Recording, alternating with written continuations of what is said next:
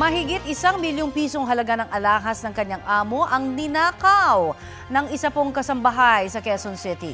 Arestado ang suspect at kanyang boyfriend na aminadong sinangla nila ang mga ninakaw. Balitang hatid ni Bea Pinlac.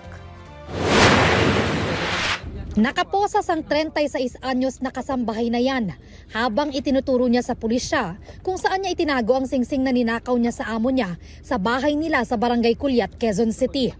Ano yan? Resibo ng? Resibo ng mga pinagsanglaan ng alahas. Pinakita rin niya sa pulisya ang mga resibo ng iba pang alahas ng amo niya na naisanla na niya.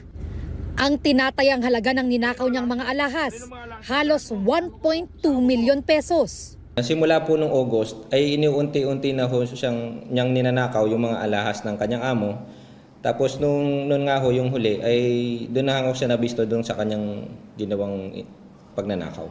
Sa follow-up operation ng pulisya, napag-alaman na kasabwat din ng kasambahay ang kanyang 33 anyos na kasintahan na dati na raw nakulong dahil sa kasong theft. So naging participation po nung boyfriend kung ano po, pupuntahan niya sa gabi.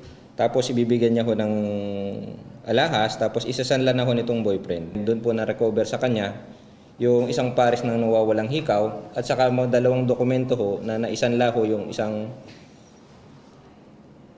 kwintas saka ho pendant nitong complainant. Aminado ang mga suspect sa krimen. Nalulong na sa tapos yung iba pinapadala ko dun sa anak ko. Isang beses niya lang po inutusan magbenta. Nahaharap ang kasambahay sa reklamong qualified theft habang paglabag sa anti-fencing law ang isinampa laban sa kanyang kasintahan. Paalala ng pulisya sa mga naghahanap ng kasambahay o tauhan sa bahay. We encourage them na mag-conduct po ng background check or background investigation po sa inyong sa mga nag-a-apply ho sa inyo.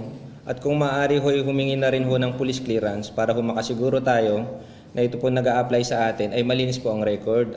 Bea Pinlac, nagbabalita para sa GMA Integrated News.